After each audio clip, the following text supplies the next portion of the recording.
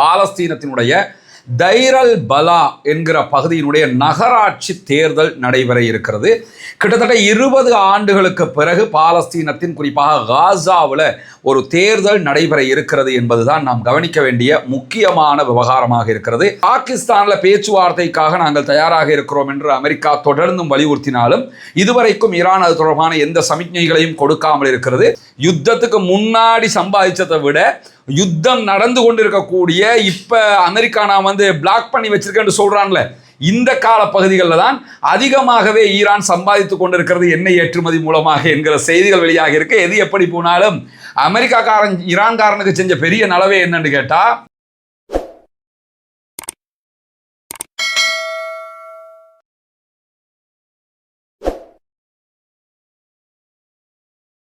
அன்பிற்கினிய சகோதர சகோதரிகளே, நம் அனைவர் மீதும் ஏக இறைவனுடைய அமைதியும் கருணையும் உண்டாகட்டுமாக என்கிற உயரிய பிரார்த்தனைகளோடு பாலஸ்தீனம் மீதான இஸ்ரேலிய ஆக்கிரமிப்பு இராணுவத்தினுடைய 2 ஆண்டுகால யுத்தம் தற்போது ஒரு யுத்த நிறுத்தமாக மாற்றப்பட்டு இன்றோடு 195வது நாட்களை நாம் தாண்டி கொண்டிருக்கிறோம். இந்த தருணத்திலையும் இஸ்ரேலிய ஆக்கிரமிப்பு இராணுவம், ஆக்கிரமிப்பு படைகள் தொடர்ந்து பாலஸ்தீனம் மீது தன்னுடைய யுத்த நிறுத்த மீறல் தாக்குதல்களை நடத்தி கொண்டுதான் இருக்கின்றன. ஒரு நாளைக்கு குறைந்தது 3 தடவையாவது அவர்களுடைய தாக்குதல்கள் காசாவுக்குள் நிகழாமல் இல்லை.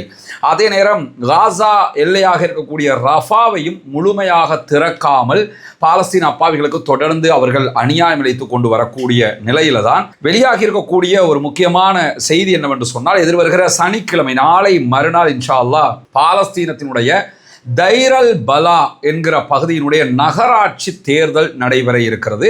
கிட்டத்தட்ட 20 ஆண்டுகளுக்கு பிறகு பாலஸ்தீனத்தின் குறிப்பாக காசாவில் ஒரு தேர்தல் நடைபெற இருக்கிறது என்பதுதான் நாம் கவனிக்க வேண்டிய முக்கியமான விவகாரமாக இருக்கிறது.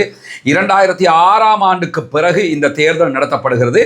ஆனால் இந்த தேர்தலில் எந்த இடத்திலும் பாலஸ்தீன விடுதலை அமைப்பினர் பங்கெடுக்கவில்லை என்பதையும் நாம் கவனிக்க வேண்டும். அவர்களை பொறுத்தவரையில் அவர்கள் சார்ந்த சில வேட்பாளர்கள் களமிறக்கப்படுகிறார்கள், நேரடியாக அவர்கள் பங்கெடுக்கவில்லை என்கிற செய்திகள் இன்றைக்கு வெளியாகி இருக்கிறது. இந்த தேர்தல் எதிர்வருகிற சனிக்கிழமை நடைபெறுவதற்கான மிக முக்கியமான காரணமே என்னன்னு கேட்டால், காசாவினுடைய எல்லா செட்டப்புமே சீர்குலைந்து இருக்கிறது. எந்த ஒரு நடைமுறைகளையும் அடுத்து செய்ய முடியாத ஒரு சூழல் இருக்கிற காரணத்தினால நேரடியாக தேர்தல் நடத்தப்படுகிறது. அதன் மூலமாக நகராட்சி உறுப்பினர்கள் தேர்வு செய்யப்படுகிற போது அங்கு ஓரளவுக்கு குடிநீர், அதே போன்று ட்ரைனேஜ் சிஸ்டங்கள் என்று ஒரு நாட்டினுடைய அடிப்படையான வேலைகளை செய்வதற்கான அடுத்த கட்டமைப்பு உருவாக்கப்படும் என்பதற்காகத்தான் இந்த காரியங்கள் ஏற்பாடு செய்யப்பட்டிருக்கிறது. குறிப்பாக இந்த சமாதான நடவடிக்கை காரணமாக ஆல்ரெடி பாலஸ்தீன விடுதலை அமைப்பினர் தங்களுடைய ஆட்சியை கட்டங்கட்டமாக இன்னொரு குழுவுக்கு ஒப்படைப்பதற்கு தயார் என்று அறிவித்திருக்கிறார்கள். அந்த அடிப்படையில் நேரடியாக அவங்க தேர்தலில் போட்டியிடலை, அதற்கு பதிலாக அவர்களுடைய ஆதரவு பெற்றவர்கள் தேர்தலில் போட்டியிடுவார்கள். எது எப்படி போனாலும் அந்த கண்ட்ரோல் அவர்களுடைய கையில் தான் இருக்க போகிறது என்பதிலும் எந்த மாற்றமும் கிடையாது. பொறுத்திருந்து பார்ப்போம். சனிக்கிழமை தைர் அல் பலாவினுடைய தேர்தல்களுடைய நிலை என்னவாகிறது, அதனுடைய ரிசல்ட் எப்படி வரப்போகிறது என்பதையெல்லாம் உங்களோடு நாம் பகிர்ந்து கொள்ள தயாராக இருக்கிறோம். அதே நேரத்தில் இன்றைக்கு பல முக்கியமான செய்திகள் வெளியாகி இருக்கிறது. குறிப்பாக ஹொர்முஸ் ஜலசந்தி மூடப்பட்டிருக்கிறது. ஈரான் ஆல்ரெடி அதை மூடி வச்சிருக்கிறாங்க. ஈரானுக்கு செல்கிற கப்பல்களுக்கு நாங்கள் தடை விதிக்கிறோம் என்று சொல்லி அமெரிக்காவும் நாங்களும் ஹொர்முஸை மூடி இருக்கிறோம்னு சொல்லி இருக்கிறாங்க. இருந்தாலும் ஒருபுறம் இரு தரப்புமே நாங்கள் மூடி இருக்கிறோம் என்கிற செய்திகளை சொல்லிக் கொண்டிருந்தாலும் அமெரிக்கா இதுவரைக்கும் ஈரானுடைய கப்பல் ஒன்றை கைப்பற்றி இருக்கிறது. முழுமையாக கைப்பற்றியதற்கு பதிலடியாக அமெரிக்காவுக்கு ஆதரவான இஸ்ரேலுடைய கப்பல்கள் என்று அறிவிக்கப்படக்கூடிய 2 கப்பல்களை நேரடியாக ஈரான் கைப்பற்றி இருக்கிறது. அவர்களுடைய பந்தர் அப்பாஸ் துறைமுகத்திற்கு அதை எடுத்து சென்றிருக்கிறார்கள் என்கிற செய்திகள் வெளியாகி இருக்கிற அதே நேரத்தில் ஈரான் மேலதிகமாக இன்னொரு கப்பல் மீது தாக்குதல்களையும் நடத்தி இருக்கிறார்கள். எனவே ஹொர்முஸ் ஜலசந்திங்கிறது எங்க அண்டர் கண்ட்ரோலில் தான் இருக்குது, உங்க கையில் இல்லை என்கிறத திரும்ப ஈரான் உலகத்திற்கு காட்டிக் கொண்டிருக்கக்கூடிய சூழல்ல பாகிஸ்தானில் பேச்சுவார்த்தைக்காக நாங்கள் தயாராக இருக்கிறோம் என்று அமெரிக்கா தொடர்ந்தும் வலியுறுத்தினாலும் இதுவரைக்கும் ஈரான் அது தொடர்பான எந்த சமிக்ஞைகளையும் கொடுக்காமல் இருக்கிறது. 2 தரப்புக்கும் இடையில ஒரு இழுபறியாக இருக்கக்கூடிய விஷயமே என்னன்னா, ஈரானுடைய யுரேனியம், செறிவூட்டப்பட்ட யுரேனிய விவகாரம் தான். செறிவூட்டப்பட்ட யுரேனியத்தை எங்ககிட்ட நீங்கள் தரணும்னு அமெரிக்கா கேட்குறாங்க. ஆனால் அமெரிக்க அதிபரை பொறுத்தவரையில் என்ன ட்வீட் போடுவாரோ, நாங்கள் எல்லாத்தையுமே அழிச்சிட்டோம் பாரு, ஆனால் பேச்சுவார்த்தையில் வந்து உட்காந்துக்கிட்டு அதை எங்ககிட்ட தந்துருங்க அப்படின்னு சொல்லுவார். இந்த நிலை தொடர்ந்து கொண்டே இருக்கும்போது அந்த யுரேனியம் செறிவூட்டல் என்பது எங்களுடைய நாலேஜ் சார்ந்த விஷயம். நாங்கள் கஷ்டப்பட்டு உருவாக்கி எங்களுடைய அறிவையை உங்ககிட்ட அடமானம் வைக்க வேண்டிய தேவை எங்களுக்கு கிடையாது. எனவே நாங்கள் அதை தரமாட்டோம் என்பதில் உறுதியாக இருக்கிறது ஈரானுடைய தரப்பு என்பதால் தான் இந்த பேச்சுவார்த்தைகள் ரொம்ப இழுபறியாக இருக்கக்கூடிய சூழலில் தான் நாங்கள் ஹொர்முஸை மூடினா என்ன பண்ணுறீங்கன்னு பார்ப்போம்னு சொல்லி அமெரிக்கா ஒரு வேலையை பார்த்தாங்க. நான் அதையும் மீறி ஈரான் செயல்பட்டு வருகிறது என்பதை நாம் இன்றைய வீடியோவில் முழுமையாக நீங்கள் தெரிந்து கொள்ள முடியும் என்கிற நிலையில் இன்றைக்கு ஈரானுடைய நாடாளுமன்ற துணை சபாநாயகர் வெளியிட்டிருக்கக்கூடிய அறிவிப்பு இன்றைக்கு வெளியாகி இருக்கிறது. ஹமீத் ரஸா ஹாஜி பபாயி என்கிறவர் வெளியிட்டிருக்கக்கூடிய அறிவிப்பில் ஹொர்முஸ் ஜலசந்தியில சுங்க கட்டணத்தினுடைய முதல் வருவாயை ஈரான் ஈட்டி இருக்கிறது என்கிற தகவலை தெரிவித்திருக்கிறார். ஹொர்முஸ்ல இருந்து எந்த கப்பல் போகணும்னாலும் வரணும்னாலும் எங்களுக்கு டோல்கேட் நாங்கள் அமைச்சிருக்கிறோம், பணம் கட்டிட்டு தான் போகணும்னு ஈரான் அறிவிச்சிருக்கிறாங்க. இதற்கு முன்பதாகவும் பல கப்பல்கள் பணம் கட்டிட்டு போனதாக செய்திகள் வந்தாலும் அதை நேரடியாக உறுதிப்படுத்த முடியாமல் இருந்தது. ஆனால் இன்றைக்கு ஈரானுடைய நாடாளுமன்றத்தின் துணை சபாநாயகரே வெளிப்படையாக ஒரு செய்தியை வெளியிட்டிருக்கிறார். ஈரானுடைய சென்ட்ரல் பேங்க்ல நேரடியாக முதலாவது கப்பலுக்கான பணம் செலுத்தப்பட்டிருக்கிறது. எனவே நாங்கள் இப்போ அங்கிருந்தும் சம்பாதிக்க ஆரம்பிச்சிருக்கிறோம் என்று சொல்லியிருக்கிறார். $2 மில்லியன் கட்டிட்டு தான் ஹொர்முஸ் வழியாக பயணிக்க வேண்டும் என்கிற சட்டத்தை ஈரான் அறிவித்திருக்கக்கூடிய நிலையில அமெரிக்காவினுடைய தடைகளுக்கு பிறகு 10 மில்லியனுக்கும் அதிகமான ஈரானுடைய எண்ணெய்கள் வளைகுடாவை விட்டு வெளியேறி இருக்கிறது என்று சொல்லி இன்றைக்கு எரிசக்திகளை ஆய்வு செய்யக்கூடிய நிறுவனங்கள் வெளியிட்டிருக்கக்கூடிய செய்திகளை AFP உள்ளிட்ட பல செய்தி ஊடகங்களும் செய்தியாக மாற்றி இருக்கின்றன. குறிப்பாக நீங்கள் பார்த்தீங்கன்னா இந்த காலகட்டத்தில் முழுவதுமாக எண்ணெய் விற்பனையில் சம்பாதிச்சது யாருன்னு கேட்டால் ஈரான் தான் சம்பாதிச்சிருக்கிறாங்க. உலக அளவில் இந்த எரிசக்தி அதே போன்று சரக்கு விவகாரங்களில் கவனம் செலுத்தக்கூடிய வர்த்தக பகுப்பாய்வு நிறுவனமாக அறியப்படக்கூடிய வோடெக்ஸா வெளியிட்டிருக்கக்கூடிய அறிவிப்பை இன்னைக்கு அல் ஜசீரா சுட்டி காட்டுறாங்க. அதில் ஈரானுடைய தொடர்புடைய கிட்டத்தட்ட 34 எண்ணெய் கப்பல்கள் வளைகுடாவுக்கு உள்ள போய் வெளியே சென்றிருக்கின்றன. இந்த கால பகுதிகளுக்குள்ளாக உள்ள போய் தேவையான சரக்குகளை ஈரானுக்கு கொடுத்தும் இருக்கிறாங்க. ஈரான்கிட்ட இருந்து ஏற்ற வேண்டிய எண்ணெய்களை ஏற்றுக்கொண்டு வெளிநாடுகளுக்கு போயும் இருக்கிறாங்கன்னு சொல்லிட்டு வெளியே போயிருக்கக்கூடிய 6 கப்பல்களில் சுமார் 10.7 மில்லியன் பீப்பாய்களை கொண்டு ஈரானுடைய கச்சா எண்ணெய்கள் வெளியே கொண்டு செல்லப்பட்டிருக்கின்றன என்கிற தகவல்கள் சொல்லப்பட்டிருக்கு. ஆனால் அமெரிக்க அதிபர் என்ன சொல்றாரு, நாங்கள் அப்படியே சுற்றி வளைச்சிட்டோம், ஈரானுக்கு நகர முடியாது, அப்படி பிடிச்சி வச்சிருக்கிறோம்னு சொல்லிக்கிட்டு இருக்கிறாரு. ஆனால் அதை மீறி 10.7 மில்லியன் பீப்பாய்கள் பேரல்கள் கச்சா எண்ணெய் கொண்டு செல்லப்பட்டிருக்கிறது என்று சொல்லி சொன்னா 10 மில்லியன் என்று சொல்லி சொன்னாலே 1 கோடி தாண்டிய பேரல்களை இன்னைக்கு அவங்க இதுவரைக்கும் கொண்டு போயிருக்கிறாங்க. அவ்வளவு பெரிய பிசினஸ் சொன்ன ஈரான் பண்ணிக்கிட்டு. இன்னும் சொல்ல போனா வர்த்தக புலனாய்வு நிறுவனமாக இருக்கக்கூடிய கெப்லருடைய அறிவிப்பை அல் ஜசீரா எடுத்து சுட்டி காட்டி இருக்கிறாங்க. இன்றைக்கு பிரஸ் டிவி ஈரானுடைய தொலைக்காட்சியும் இந்த செய்திகளை சுட்டி காட்டி இருக்கின்றன. அதுல அவங்க என்ன சொல்றாங்கன்னா, ஈரான் மார்ச் மாதத்துல மட்டும் ஒரு நாளைக்கு 1.84 மில்லியன் பீப்பாய்கள் பேரல்கள் கச்சா எண்ணெயை ஏற்றுமதி செய்திருக்கிறது. அமெரிக்கா என்ன சொல்றாங்கன்னா, நாங்க ஹொர்முஸை மூடி வச்சிருக்கிறோம், ஈரானுடைய எந்த கப்பலுக்கும் போக முடியாதுங்கிறாங்க. ஆனா மார்ச் மாசத்துல மட்டுமே அவங்க 10 லட்சத்துக்கு மேற்பட்ட பேரல்களை ஏற்றுமதி பண்ணியிருக்கிறாங்க. வர்த்தக புலனாய்வு நிறுவனமாக இருக்கக்கூடிய கெப்லருடைய அறிவிப்பு இன்றைக்கு வெளியாகி இருக்கிறது. அல் ஜசீரா, பிரஸ் டிவி உள்ளிட்ட ஊடகங்கள் அதை சுட்டி காட்டி இருக்கிறாங்க.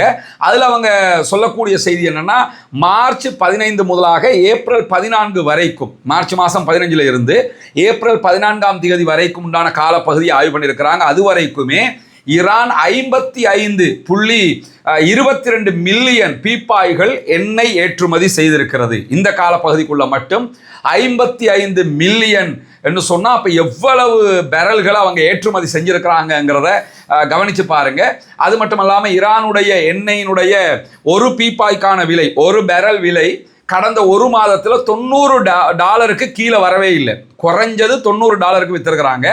பல நாட்களில் அதனுடைய விலை ஒரு பேரலுங்கிறது $100 வரைக்கும் போயிருக்குது. ஒரு பேரல் $100 கணக்கு பிரகாரம் ஈரான் கடந்த ஒரு மாதத்தில் எண்ணெய் ஏற்றுமதி மூலமாக மொத்தமாக 4.97 பில்லியன் அமெரிக்க டாலர்களை ஈட்டி இருக்கிறார்கள். 4.97 பில்லியன், கிட்டத்தட்ட 5 பில்லியன் அமெரிக்க டாலர்களை இந்த ஒரு மாசத்துக்குள்ள ஈரான் சம்பாதிச்சிருக்கிறாங்க. இதுல இருக்கக்கூடிய ஷாக் நியூஸ் என்னன்னு கேட்டா, போர் தொடங்குறதுக்கு முன்னாடி, யுத்தத்துக்கு முன்னாடி நீங்க எடுத்துக்கிட்டீங்கன்னா ஒரு மாதத்துக்குள்ள ஈரானுடைய சம்பாத்தியம், ஈரானுடைய எண்ணெய் ஏற்றுமதியினுடைய வருவாயாக 3.45 பில்லியன் அமெரிக்க டாலர்கள் தான் இருந்தது. கிட்டத்தட்ட 3.5 பில்லியன் நினைச்சுக்கிறங்க. இப்ப 5 பில்லியன் வரைக்கும் அவங்க பிசினஸ் பண்ணிக்கிட்டு இருக்கிறாங்க. ஈரானுடைய ஏற்றுமதியின் மூலமாக 40% வருமானத்தை கூடுதலாக ஈரான் பெற்றுக்கொண்டிருக்கிறது என்கிற செய்திகள் வெளியாகி கொண்டிருக்கிறது. யுத்தத்துக்கு முன்னாடி சம்பாதிச்சதை விட யுத்தம் நடந்து கொண்டிருக்கக்கூடிய இப்ப அமெரிக்கா நான் பிளாக் பண்ணி வச்சிருக்கேன்னு சொல்றான்ல, இந்த கால பகுதிகளில் தான் அதிகமாகவே ஈரான் சம்பாதித்துக் கொண்டிருக்கிறது எண்ணெய் ஏற்றுமதி மூலமாக என்கிற செய்திகள் வெளியாக இருக்கு. எது எப்படி போனாலும் அமெரிக்காக்காரன் ஈரான்காரனுக்கு செஞ்ச பெரிய நலவே என்னன்னு கேட்டா, இதுவரைக்கும் பொருளாதார தடை என்று சொல்லி சம்பாத்தியத்துக்கு வருமானத்துக்கு தடைகளை விதித்து கொண்டிருந்தார்கள். இப்ப நிஜமாகவே தடையை விதிச்சு முழுமையாக பிசினஸுக்குரிய வழியை செஞ்சு கொடுத்துருக்கிறாங்க. நல்லபடியா வியாபாரம் பண்ணிக்கிட்டு இருந்த குவைத்துக்கு, பஹ்ரைனுக்கு, சவுதிக்கு, இந்த நாடுகள் எதுக்குமே பிசினஸ் கிடையாது, எதையுமே ஏற்றுமதி செய்ய முடியாது. ஏன்னா ஹொர்முஸ் மூடப்பட்டிருக்குது. வியாபாரமே செய்ய முடியாமல் இருந்த ஈரான் ஜெகஜோதியாக சூப்பராக பிசினஸ் பண்ணிக்கிட்டு இருக்கிறாங்க என்கிற தகவல்கள் வெளியாகி கொண்டிருக்கிறது. ட்ரம்ப் செஞ்ச மிகப்பெரிய நலவாக இதைத்தான் பார்க்க முடியும். உலக நாடுகள் எவ்வளவு பெரிய மோசமான கேவலமான ஒரு நடத்தையாக அவருடைய செயல்பாடுகள் உலக நாடுகளுக்கு மாறி இருக்கிறதுங்கிற ஈரானுக்கு நலவு மற்ற நாடுகளுக்கு எப்படி இருக்குங்கிறத யோசிச்சு பாருங்க. சும்மாவே இருந்திருக்கலாமடா, அவன் பாட்டுக்கு அவன் இருந்தா எங்க பாட்டுக்கு நாங்க இருந்தோம், இப்படி செஞ்சுட்டியே என்று யோசிக்கிற அளவுக்கு நிலைமை மாறிக்கொண்டு இருக்கக்கூடிய சூழல்ல இந்த ஹொர்முஸ் ஜலசந்தி பகுதி 1400 சதுர கிலோமீட்டர் பரப்பளவு உள்ள ஆபத்தான மண்டலமாக ஈரான் அறிவித்திருக்கிறது. ஜிபிஎஸ் வசதியோட கூடிய மிதக்கும் கன்னிவெடிகளை ஈரான் அங்கே வைத்திருக்கிறது. எனவே அங்க யார் நுழைஞ்சாலும் கம்ப்யூட்டர் மூலமாக அல்லது ஜிபிஎஸ் மூலமாக அவங்க அந்த கப்பல்களை வெடிக்க செய்ய முடியும். ஏன்னா கன்னி வெடிகளை நாங்கள் மாட்டி தான் வச்சிருக்கிறோம், ஜிபிஎஸ்ல இயங்குற விதமாக நாங்கள் செஞ்சிருக்கிறோம்ங்கிறாங்க. இந்த கன்னி வெடிகளை அகற்ற வேண்டும்னாலே கிட்டத்தட்ட 6 மாதம் பிடிக்குமா. 6 மாசத்துக்கு வேலை செஞ்சால் மட்டும்தான் கன்னி வெடிகளை அகற்றி முடிக்க முடியும். எனவே முதல்ல ஈரான் கேட்கறத அமெரிக்கா கொடுத்துட்டு சமாதானத்துக்கு போனால் மட்டும்தான் இது சாத்தியப்படும். இல்லைன்னா கப்பல்கள் வெடித்து சிதறும்ங்கிறதுல எந்த மாற்றமும் கிடையாது. இப்படியான ஒரு சூழ்நிலையில் இன்றைக்கு அமெரிக்க அதிபர் விடுத்திருக்கக்கூடிய அறிவிப்பில் என்ன சொல்றாருன்னா, கன்னி வெடிகளை ஹொர்முஸ் ஜலசந்தி பகுதிகளிலே பதிக்கக்கூடிய ஈரானுடைய படகுகள் மீது சுட்டு அழித்து தாக்குதல் நடத்துங்கள் என்று தான் உத்தரவிட்டிருக்கிறேன் என்று சொல்லி இருக்கிறார். யாராவது கன்னி வெடிகளை கொண்டு வச்சாங்கன்னு சொன்னா அவங்கள சுட்டு தள்ளுங்க அப்படின்னு சொல்லி அமெரிக்க அதிபர் அறிவித்தல் விடுத்திருக்கிறாராம். அவன் தான் இந்த யுத்தத்துக்கு முன்னாடியே வச்சுட்டானே, இப்ப என்ன புதுசா வைக்கிறது? இப்ப வச்சா சுட்டு தள்ளட்டான், ஆல்ரெடி வச்சது என்ன பண்ண போறீங்க? அதை யோசிக்கணுமா இல்லையா? அவன் ஆல்ரெடி அங்க செஞ்சு வச்சிருக்கக்கூடிய ஒரு சூழல் இருக்கக்கூடிய நேரத்தில் அமெரிக்க கப்பல்களுக்கு எதிராக தாக்குதல் நடத்துவதற்கு ஐஆர்ஜிசியினுடைய படைகள் எந்த நேரமும் தயார் நிலையில் இருக்கின்றன என்கிற செய்தியை ஐஆர்ஜிசி சார்பாக இன்றைக்கு நீதித்துறை தலைவரும் வெளியிட்டிருக்கிறார். குறிப்பாக அமெரிக்காவினுடைய கப்பல்கள் ஹொர்முஸ் எல்லைக்குள்ள வந்தது என்று சொன்னால், எங்களை நோக்கி வந்தால் அவற்றை கண்டிப்பாக தாக்கி அளிப்போம்ங்கிறாங்க. அதற்காக அதிவேக படகுகள், ஆளில்லா நீர்மூழ்கி கப்பல்களை கொண்ட திரள் படை காத்திருக்கிறது என்று சொல்லி நீதித்துறை தலைவர் அறிவித்தல் விடுத்திருக்கிறது. மட்டுமல்லாமல் ஈரானுடைய தெற்கு பகுதியில் இருக்கக்கூடிய ஃபரூர் தீவுல கடல் குகைகளுக்குள்ள இருந்து அமெரிக்க கப்பல்களுக்கு எதிராக இந்த படகுகள் வேகமாக செயல்பட்டு தாக்குதல் நடத்த தயாராக இருக்கிறது என்றும் சொல்லி இருக்கிறார்கள். கடல்ல இருக்கக்கூடிய பெரிய பெரிய மலைகள் இருக்கிறது ஹொர்முஸ் பகுதிகளில். அந்த மலைகளில் குகைகளை தோண்டி அங்கதான் ஈரான் என்ன பண்ணியிருக்கிறாங்கன்னு கேட்டா இந்த தாக்குதல் போட்டை எல்லாம் நிறுத்தி இருக்கிறாங்க. இந்த படகுகள் அவர்களுடைய ஆயுத களஞ்சியங்கள் எல்லாம் அங்கே இருக்கிறதுனால உள்ள எந்த கப்பல் வந்தாலும் தாக்குதல் நடத்துவோம்னு அறிவிச்சிருந்த நிலையில தான் அமெரிக்காவினுடைய மிக பிரம்மாண்டமான தாக்குதல் கப்பல்கள்ல 2ஆக அறியப்படக்கூடிய USS மைக்கேல் மெர்பி என்று சொல்லக்கூடிய கப்பல், அதே போன்று USS பிராங்க் பீட்டர்சன் என்கிற 2 கப்பல், இந்த 2 கப்பலும் ஹொர்முஸுக்குள்ள நுழையிறதுக்கு ட்ரை பண்ணும் போதே ஈரானுடைய ஐஆர்ஜிசி அறிவித்தல் விடுத்தது, நீங்க நுழைஞ்சீங்கன்னா உங்க மேல நாங்க அட்டாக் பண்ணுவோம் அறிவித்தல் விடுத்தார்கள். உடனடியாக அமெரிக்காவினுடைய போர்சஸ் என்ன பண்ணாங்கன்னா, ஐஆர்ஜிசி இடத்துல 15 நிமிடங்கள் டைம் தாங்க எங்களுக்கு, நாங்கள் மேலிடத்துல பேசிட்டு வர்றோம்னு சொல்லி சொன்னாங்க. நீங்க உடனடியாக பேசிட்டு முடிவெடுக்கணும், இல்லைன்னா 16 குரூஸ் ஏவுகணைகள் மூலமாக உங்களை தாக்குவோம் என்று சொல்லி இருந்தார்கள். குரூஸ் ஏவுகணைங்கிறது கப்பலை தாக்குறதுக்காக தயாரித்து வைத்திருக்கிறது ஈரான். எனவே அந்த தாக்குதல் நடத்தப்படும் என்று சொன்னதோட உடனடியாக 15 நிமிடங்களுக்குள்ளாக எங்க மேல நீங்க அட்டாக் பண்ணிட வேணாம், நாங்கள் ரிட்டர்ன் போயிடுறோம் என்று சொல்லி அமெரிக்காவுடைய 2 கப்பல்களும் திரும்பி போயிருக்கின்றன என்கிற செய்திகளையும் இன்றைக்கு பிரஸ் டிவி வெளியிட்டிருக்கிறத நம்ம பார்க்க முடிகிறோம். அதே நேரத்தில் அமெரிக்காவினுடைய அதிபர் என்ன சொல்றாருன்னா, ஈரானுக்குள்ள சட்டம் ஒழுங்கு சீர்குலைந்திருக்கிறது, ஈரானுடைய ஆட்சி குலைந்திருக்கிறது, ஈரானுடைய இராணுவத்துக்குள்ள குழப்பம் வந்திருக்கிறது என்றெல்லாம் சொல்லிக்கிட்டே இருக்கிறார். ஆனால் உண்மையிலேயே குழம்பி போயிருக்கிறது ஈரான் கிடையாது, அமெரிக்காவினுடைய இராணுவம் தான்ங்கிறத இன்னைக்கு வெளியாகி இருக்கக்கூடிய செய்திகளை நம்ம புரிஞ்சு கொள்ள முடியும். குறிப்பாக பென்டகன் சார்பாக எக்ஸத் இன்னைக்கு என்ன பண்ணியிருக்கிறார்னு கேட்டால் அமெரிக்காவினுடைய கடற்படை செயலாளர் பெலன் என்கிறவரையும் பதவி நீக்கி இருக்கிறார். ஏற்கனவே ஏப்ரல் முதல் வாரத்தில் அவர் செய்த ஒரு காரியம்தான் இராணுவ தலைமை தளபதியாக செயல்பட்ட ஜெனரல் ராண்டி ஏ ஜார்ஜ் என்கிறவரையும் பதவி நீக்கி இருந்தார். இப்பொழுது என்ன பண்ணியிருக்கிறாருன்னு கேட்டால் இந்த கடற்படையினுடைய செயலாளராக செயல்பட்ட பெலன் என்கிறவரையும் பதவி நீக்கி இருக்கிறாரு. காரணம் என்னன்னா, ஈரானுக்கு எதிரான தாக்குதல்களில் இவங்க கரெக்டாக பெர்ஃபார்ம் பண்ணலை அப்படிங்கிறது அவருடைய அறிவிப்பாக இருக்கிறது. குறிப்பாக அமெரிக்க இராணுவம் ஈரானை தோற்கடிக்க தவறிவிட்டதற்காக வெக்கங்கெட்டு போய் இந்த மாதிரி ஆக்களை பதவி நீக்கம் வேலைகளை எல்லாம் செய்து கொண்டிருக்கிறார்கள் என்கிற செய்திகளுக்கு மத்தியில் இன்றைக்கு ஈரான் சார்பாக இன்றைக்கும் இஸ்ரேலுக்கு உளவு பார்த்த இஸ்ரேலுடைய மொசாதுடன் தொடர்பு வைத்துக் கொண்டிருந்த சுல்தான் அலி ஷிர்தாசி என்கிற ஒருவருக்கு மரண தண்டனை நிறைவேற்றப்பட்டிருக்கிறது. ஈரானிலே அவருக்கு எதிரான சாட்சியங்கள் உறுதிப்படுத்தப்பட்டிருக்கிறது. குற்றங்கள் நிரூபிக்கப்பட்டிருக்கக்கூடிய காரணத்தினால அவர் மேல நீதித்துறை மரண தண்டனை நிறைவேற்றி இருக்கிறது என்கிற செய்திகளும் இன்றைக்கு வெளியாகி இருப்பதை நம்ம பார்க்க முடியும். தொடர்ந்தும் ஈரானுக்கும் அமெரிக்காவுக்கும் இடையிலான இந்த முறுகல் நிலை தொடர்ந்து கொண்டிருக்கிறது. அமெரிக்கா சொல்வதை கேட்பதற்கு ஈரான் தயாரில்லை. ஆனால் ஈரான் சொல்வதை கேட்டுக்கொண்டால் அமெரிக்காவுக்கு அது சாதகமாக அமையும் என்பதுதான் ஆய்வாளர்களுடைய நிலைப்பாடாக இருக்கிறது. பொறுத்திருந்து பார்ப்போம் என்னவெல்லாம் நடக்கிறது என்பதை. ஆக்கிரமிப்புகள் ஓய வேண்டும், ஆக்கிரமிப்பாளர்கள் ஓய வேண்டும். காசா, லெபனான், ஈரான் உள்ளிட்ட பகுதிகளில் ஆக்கிரமிப்பாளர்களால் நடத்தப்படுகிற அப்பாவிகளுக்கு எதிரான தாக்குதல்கள் நிறுத்தப்பட வேண்டும் என்று அல்லாஹ்விடத்திலே பிரார்த்தனை செய்கிற அதே நேரம் தொடர்ந்தும் ஜனநாயக ரீதியாக குரல் எழுப்புவோமாக. வாஹிர் தஅவானா அல்ஹம்துலில்லாஹி ரப்பில் ஆலமீன்.